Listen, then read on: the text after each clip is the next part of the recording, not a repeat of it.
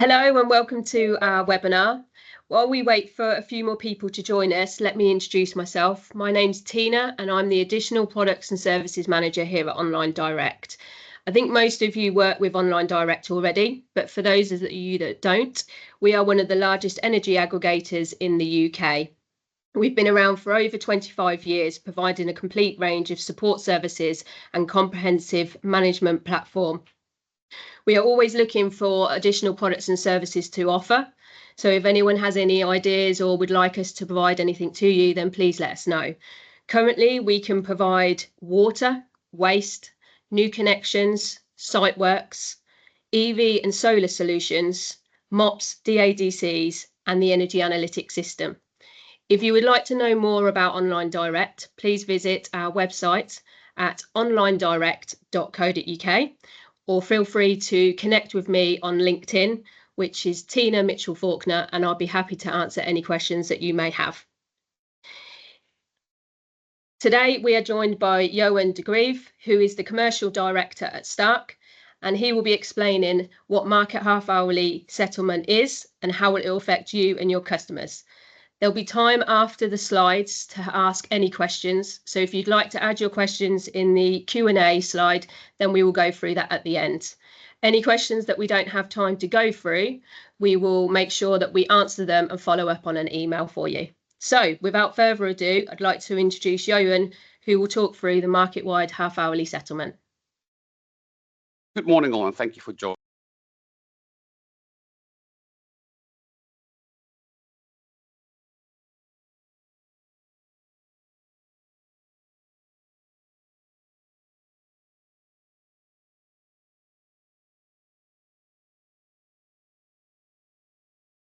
Jurjen, you've muted yourself.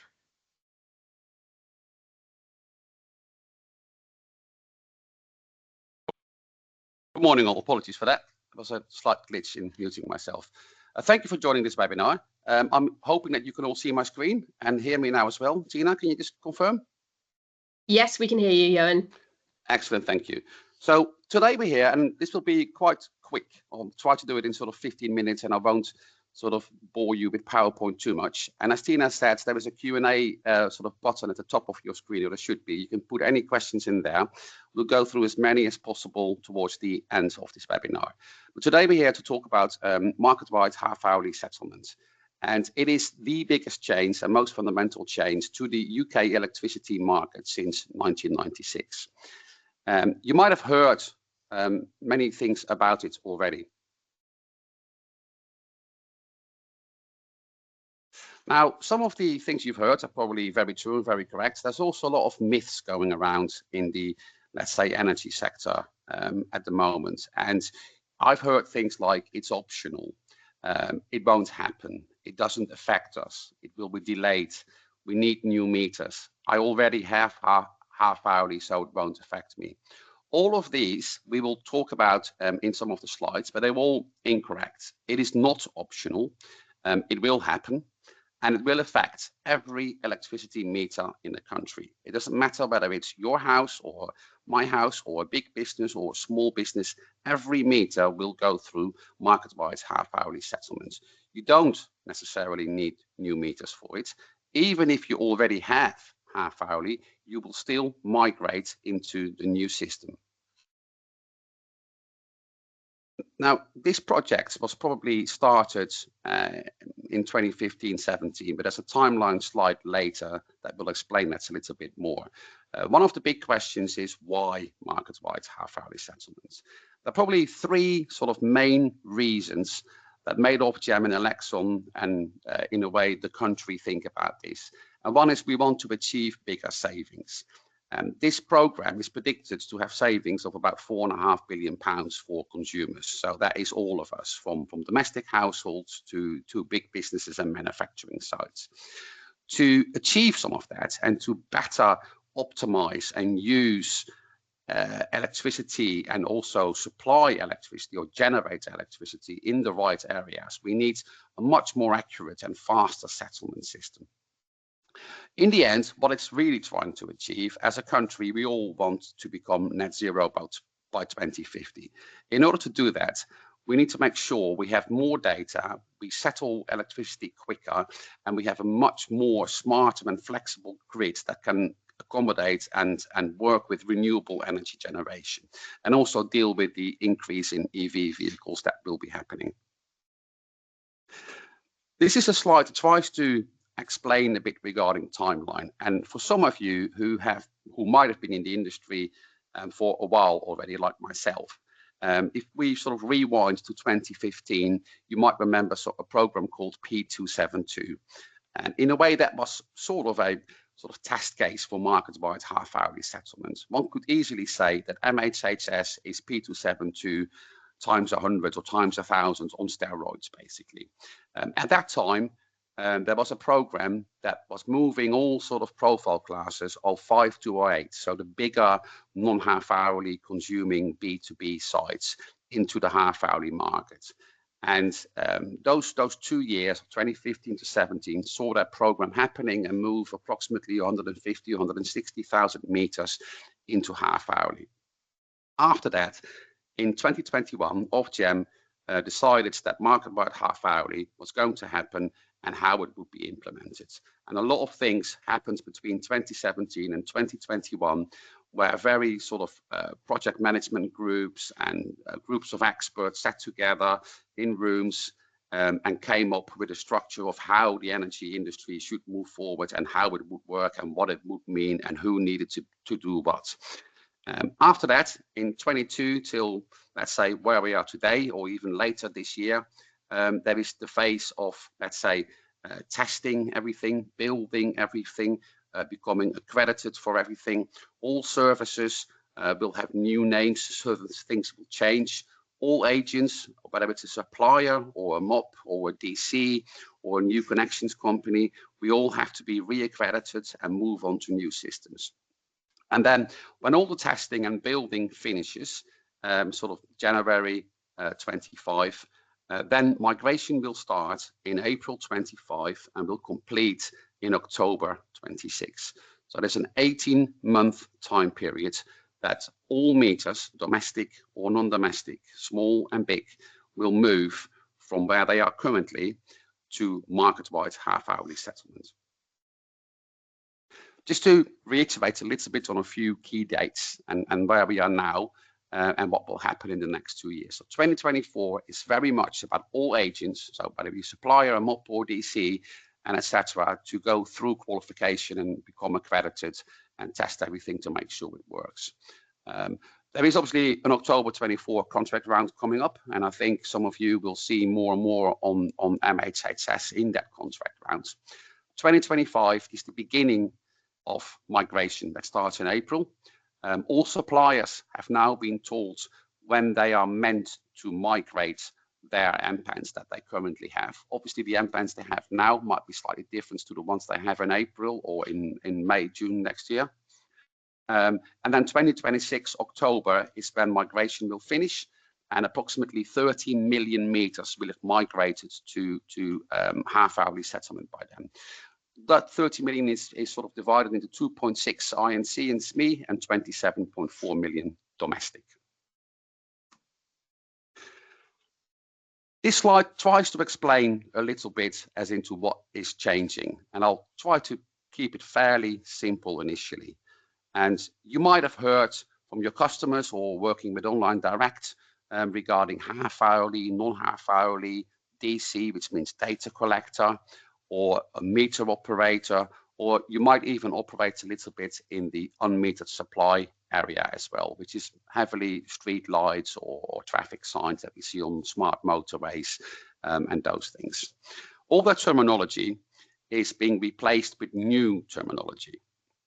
And if you bear with me, there's a couple of slides on this just to sort of make you familiar with it and try to explain it as much as possible. But a data collector, that will change to two sort of services. Both are a data service.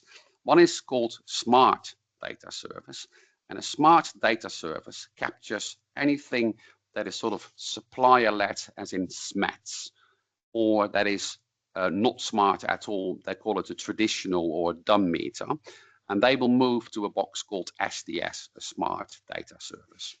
Now, anything that is half-hourly today and anything where a customer or you together with your customer have chosen to install AMR metering, that will move to an advanced data service, ADS.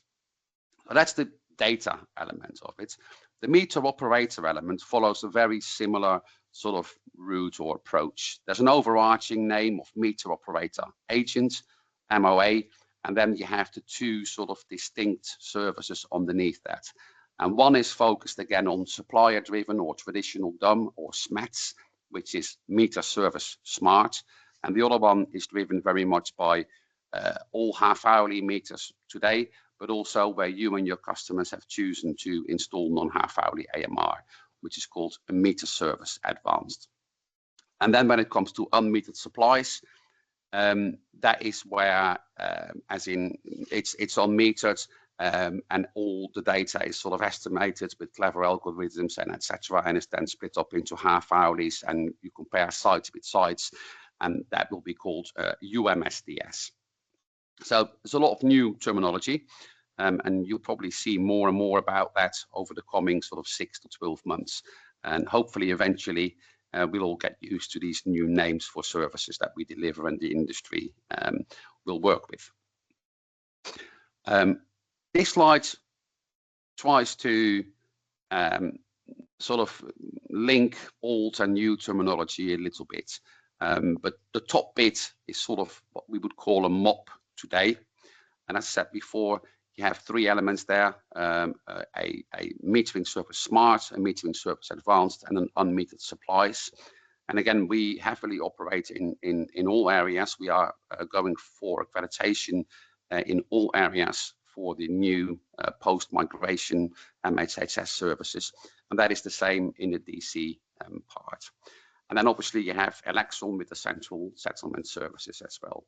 One thing that will change, for example, is that DA, which is currently done by companies like us and other agents, that will be done centrally by Elexon.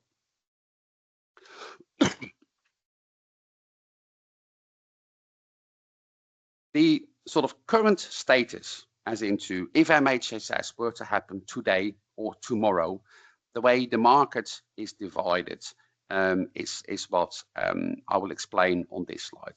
And as I said before, there's approximately 2.6 million INC or SME meters out there, so B2B, and they are responsible for 70% of the UK's daily energy consumption or electricity consumption.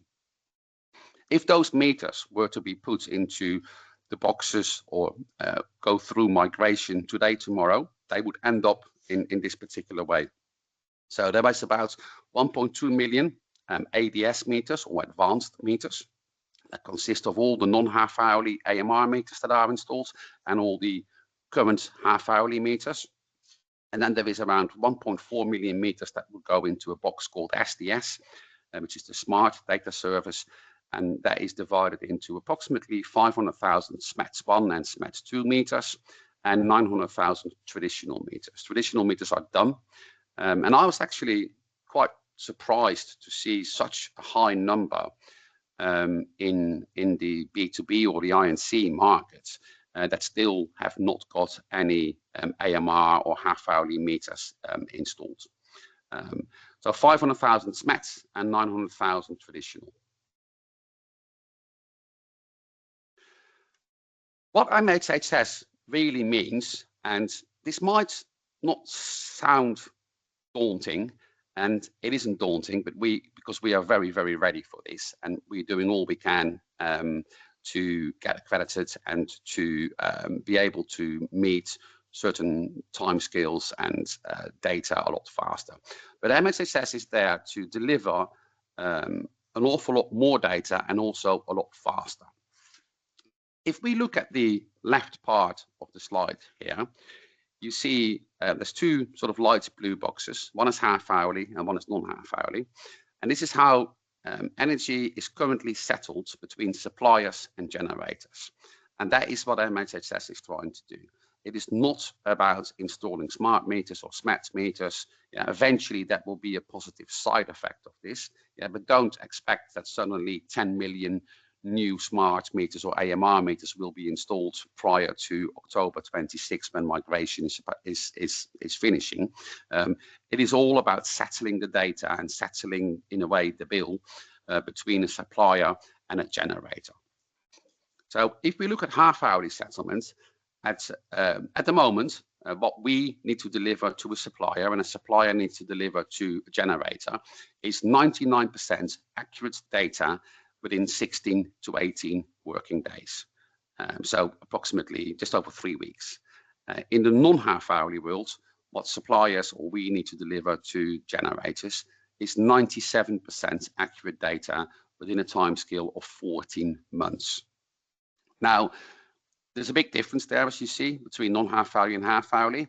When market-wide half-hourly settlement happens, we and suppliers need to deliver 99% accurate data within a timescale of 5 to 7 working days.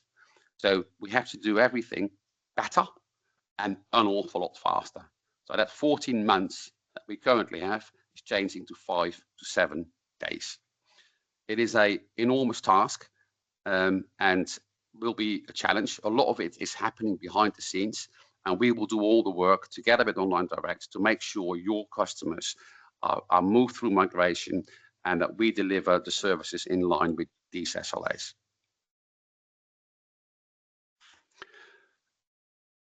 Managing expectations and uncertainty or disruption, as I say, working with the right partner, which is what you do by using OnlineDIRECT and OnlineDIRECT working together with Stark, is absolutely crucial.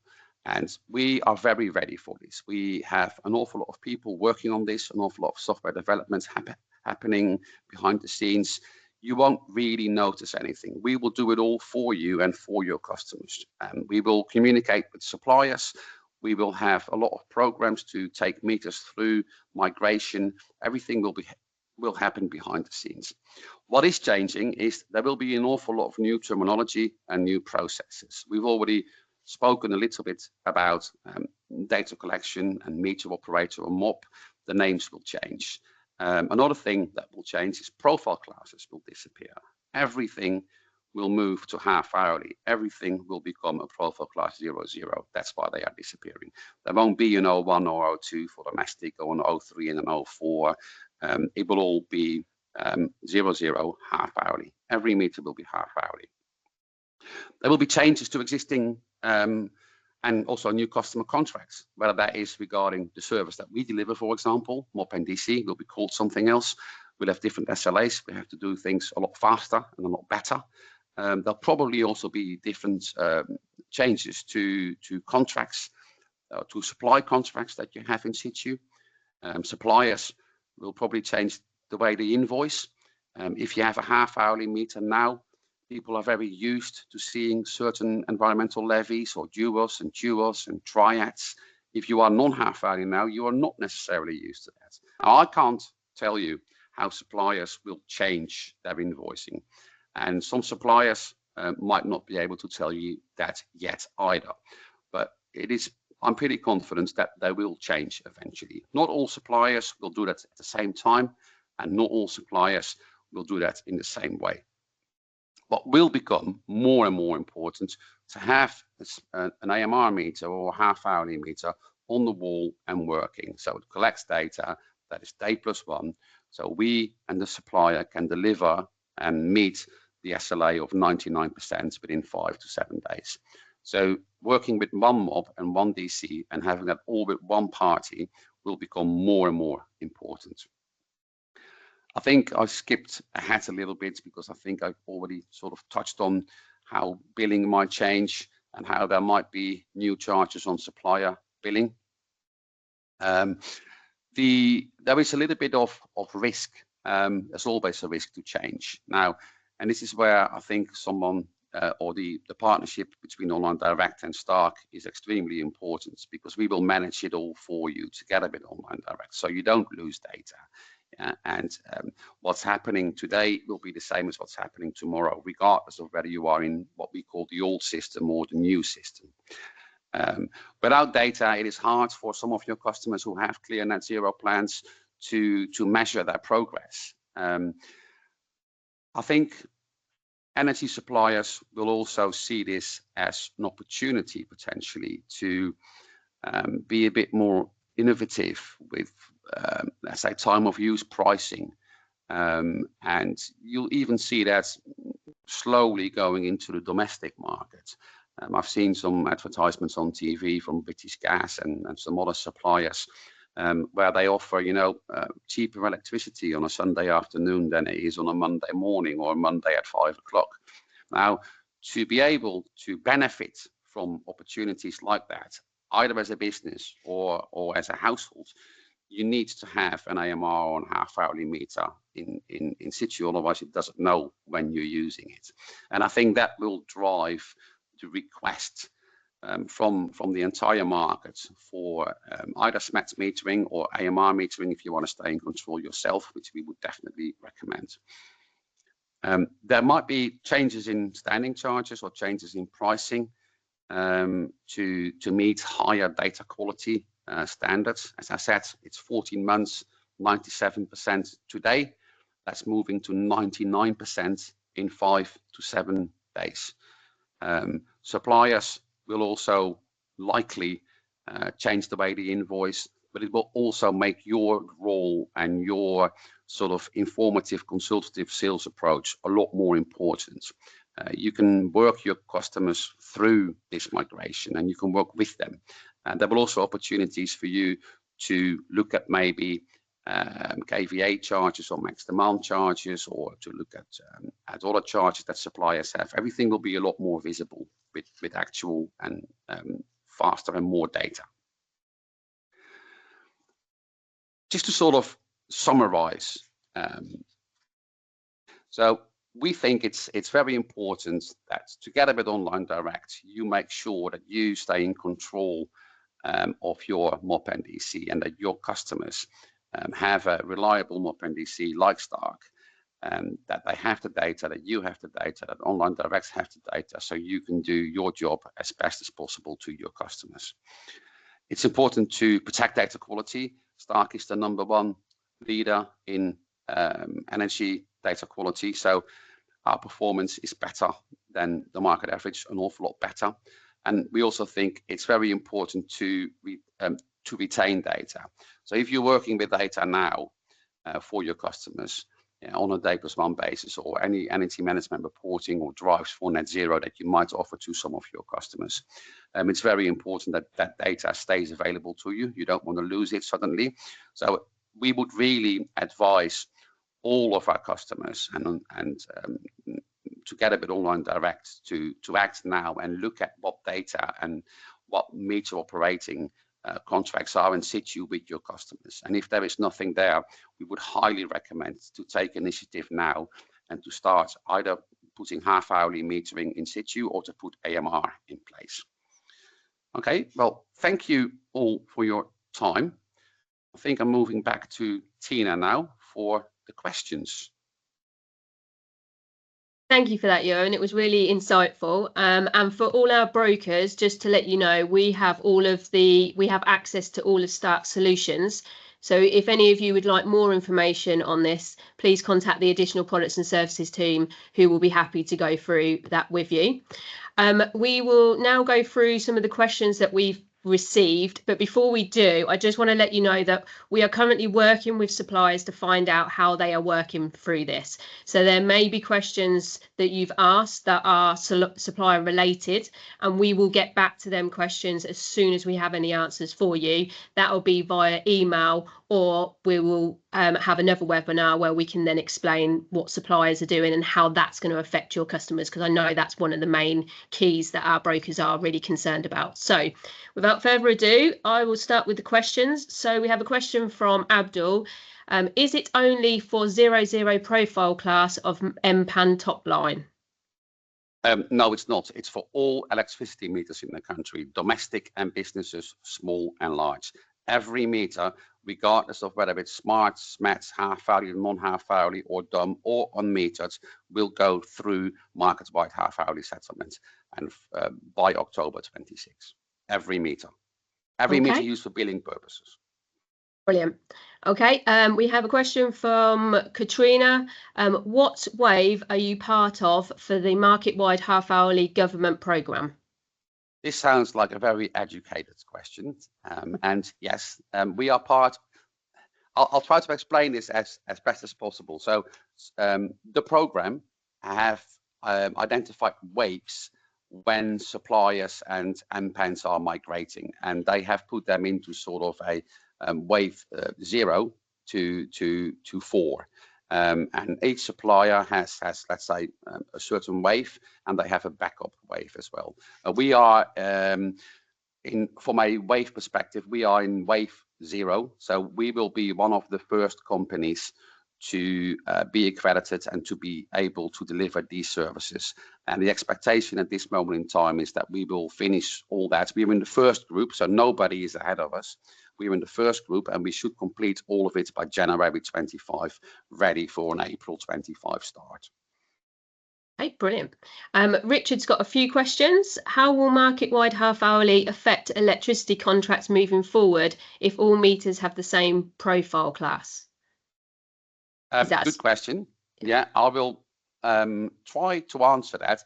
I can't speak on behalf of any electricity supplier. What I can say is profile classes are disappearing. What is staying is the COPs, so the code of practice, which is at the moment you have a COP 2, a COP 3, a COP 5, or a COP 10, and there's a few others as well, but those are the main ones. So those will stay in situ, but 0, everything will be 0, hence it will just disappear. But 01, 02, 03, or 4 will not be visible anymore. How suppliers deal with that, that is something I think you should discuss with your suppliers, and it will probably be different for each supplier as well. Absolutely, no problem. What happens if the smart meter doesn't work? If all meters are to be changed to this and the supplier is responsible for making this happen, will it be the customer who will incur the costs? There's a few questions there at once.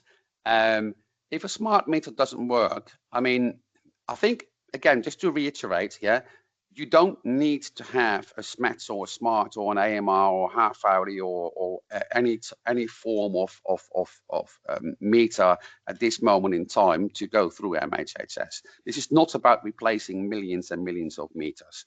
I think that will happen anyway in the next 5-10 years, but not in a space of 1.5 years. We're not suddenly going to install 10 million meters. The second part of the question is, if a smart meter doesn't work, there are 2 ways of getting a smart meter on the wall, and the term smart is used by the industry in a confusing matter. So you can do SMETS 1 or SMETS 2, which is a supplier-driven activity and a supplier-driven responsibility where you as a customer can opt out. MHHS, remember, you cannot opt out. It's happening, full stop, and you're in it, whether you like it or not. SMETS, you can opt out.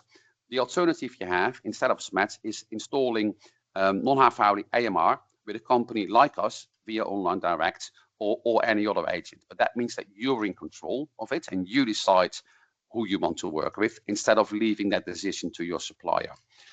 If a meter doesn't work, the meter operator should go to site and fix the meter.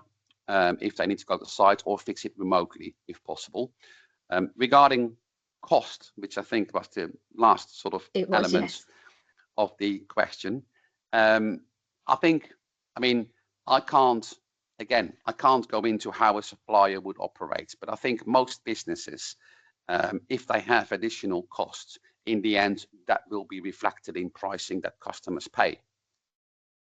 Okay, brilliant. And the last question from Richard is, will all new smart meters be compatible with all suppliers? Again, if you install SMETS, yeah, a smart meter in a way is the same as SMETS.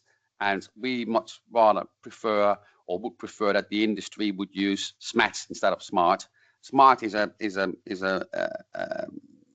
a way a group of meters, but it's SMETS meters, supplier driven.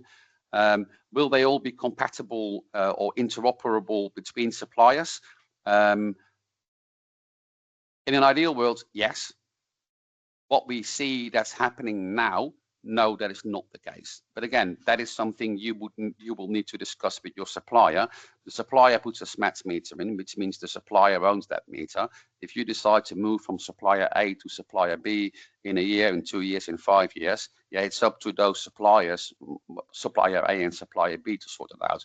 That's not really what we can influence. What I can tell you is if you or your customers choose the route to put non-half-hourly AMR in situ, yes, that is interoperable, and that meter is either owned by us or by you, and you can change supplier in theory on a daily basis, and it's interoperable, and nothing will change, and the data will be continuous going to you and to your supplier, regardless of how often you change.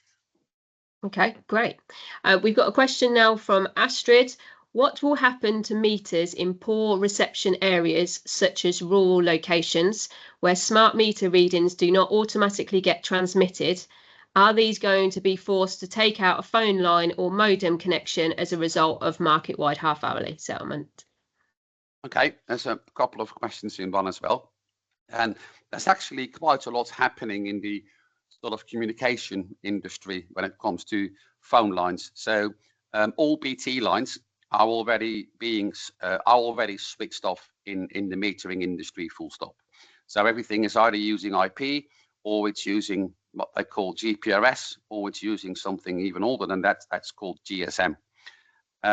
So in an area with poor reception, you have a couple of options. It will never be 100% fixed. We are never going to get, I'm saying never, that's probably wrong, but it's unlikely to happen quickly that mobile phone coverage, which is in a way what it is going to be good everywhere in the country. There will always be areas that are a bit worse, or there'll be meters that are in basements, or whatever it might be. The first thing that what we will do is try to put a high gain aerial on the meter to boost the signal. That will probably fix an awful lot of the challenges. A phone line is not an option anymore. You can piggyback on IP as an internet protocol. So if there is an internet connection close to the meter, we can connect to that. That is an option. It's not always available, or can be quite costly. If it's really important to get, if that all fails, there is a satellite option, which is quite costly at the moment. Although those prices will come down, but that's all about demand and supply. If demand is going up and up and up, they will be more scalable, and there'll be economies of scale that will drive those prices down. But we are never going to capture 100% of meters out there. There will always be challenges. Okay, great. A question from Jason. Who will bear the cost of MHHS, and how will it be applied? Is it mandatory? How will customers be contacted? Is it mandatory? Yes. It's not optional. It's happening. Most of it happens behind the scenes. As I say, this is about settlement. So this is about suppliers and generators, in a way, settling the bill between each other to an extent. If suppliers do that well, it means they have less costs, which probably means that they are more competitive from a pricing perspective. If suppliers don't do this particularly well, their costs will probably be higher.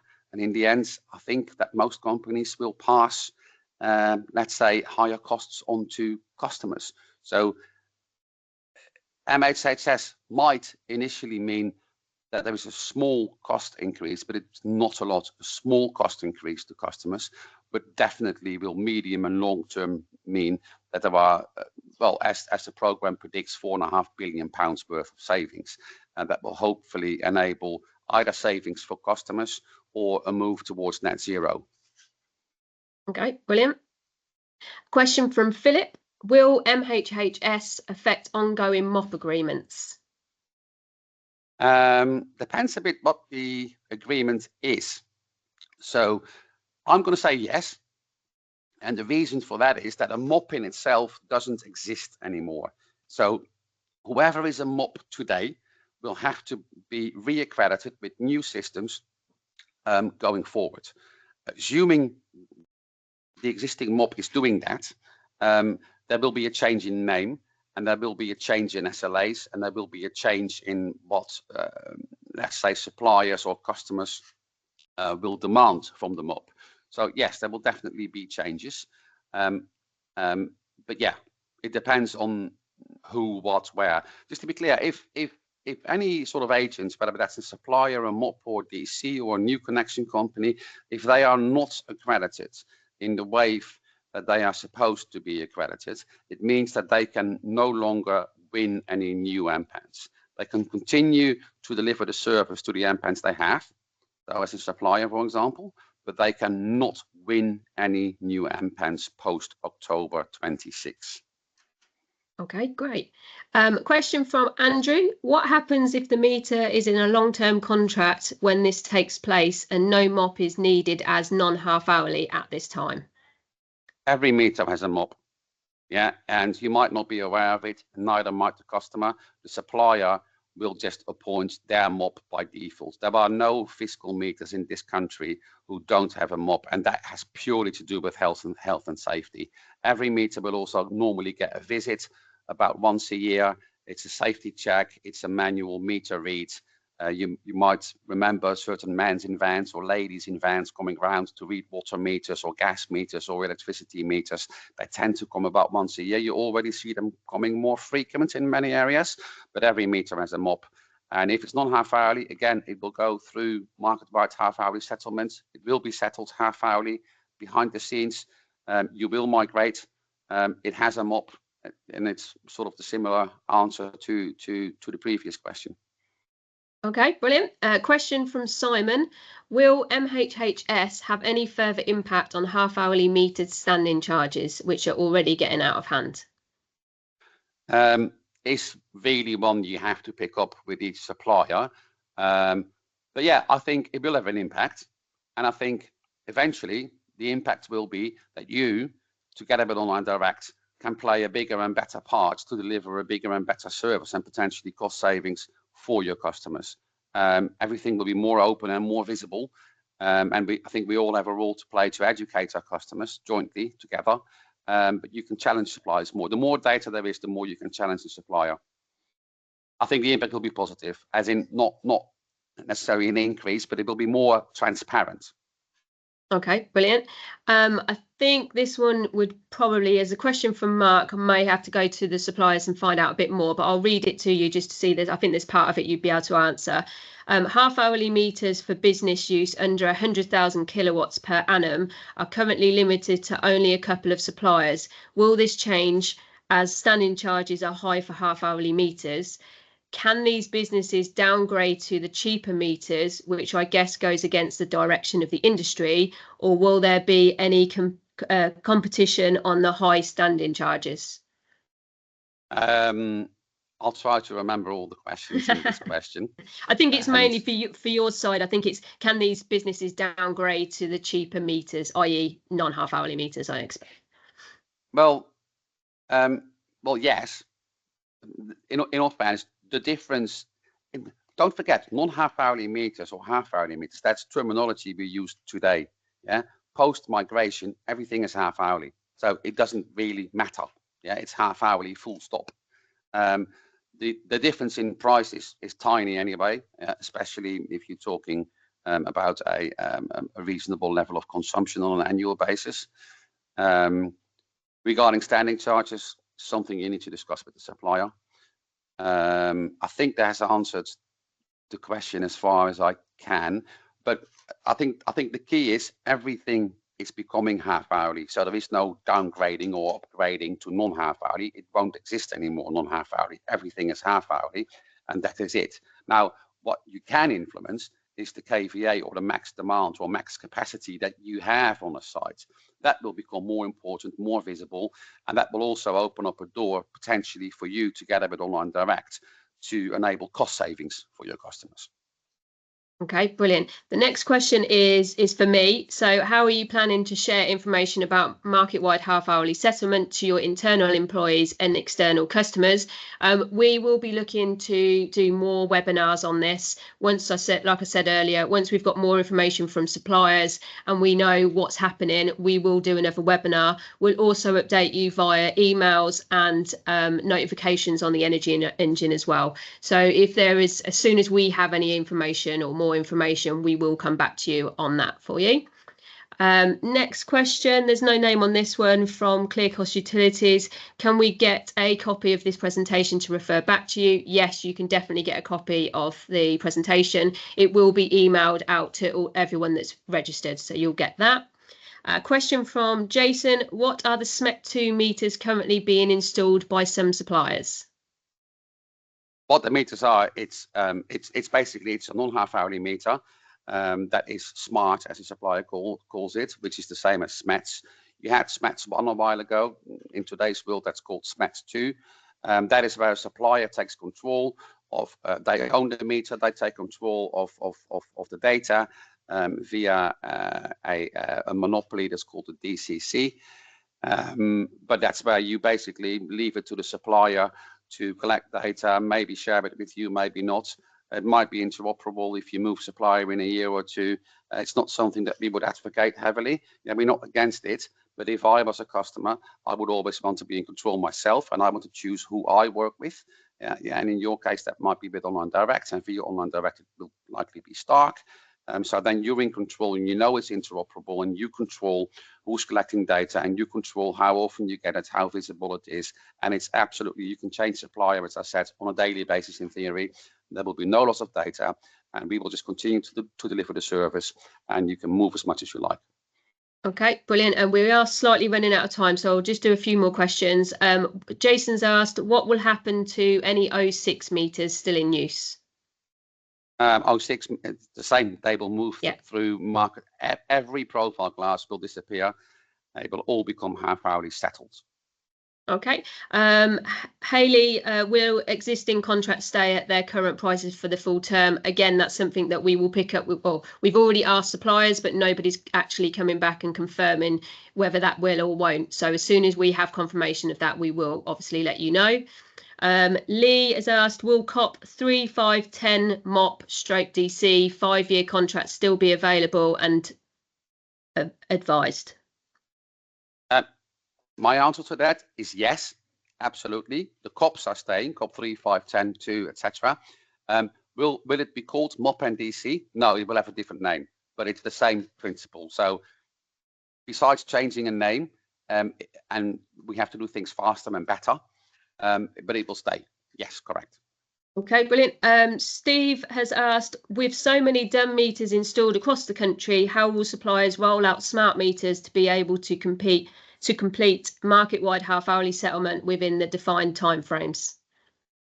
Okay, interesting question. I think that question has been answered, but I will do this again because I think it's a very good question in all fairness. So again, market-wide half-hourly is not about changing meters. It's all about settling data between suppliers and generators. If there is no actual data or half-hourly data available, they will just estimate it and make assumptions.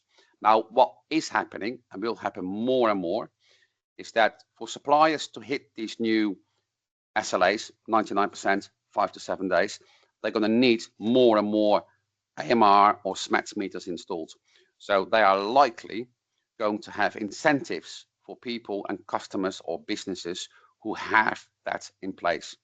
And if it's dumb or traditional, they will try to incentivize customers to move to smart and SMETS by offering innovative tariffs, for example.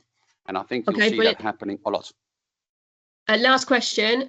This is from Kerry. There is one supplier that puts DA charges in their contracts so that they have to be the DA. With Elexon taking on this, will this mean that suppliers won't be able to put this in their contracts anymore? Good question again. Although we or suppliers will not be delivering the DA function to an extent, Elexon will charge the DC for it, because Elexon don't want to charge millions of households and businesses with a bill of 10 or 20 pounds. They will just charge whoever the DC is, and therefore the DC will just pass on that cost to the end customer. So you need to pick that up with whoever, with that particular supplier. Okay, brilliant. Thank you everyone for joining us today, and to Jurjen for sharing such great insight. Keep your eyes open on your inboxes for recordings, links to other resources and answers to any questions we didn't manage to answer. And we hope you can join us on another Online Direct webinar soon. In the meantime, if there's anything you'd like to discuss further or you'd like to receive more information on, please get in touch. Thank you, Jurjen. Thank you. Thank you all. Thank you, Tina. Thank you, Rhonda. everyone. Thanks. Bye-bye.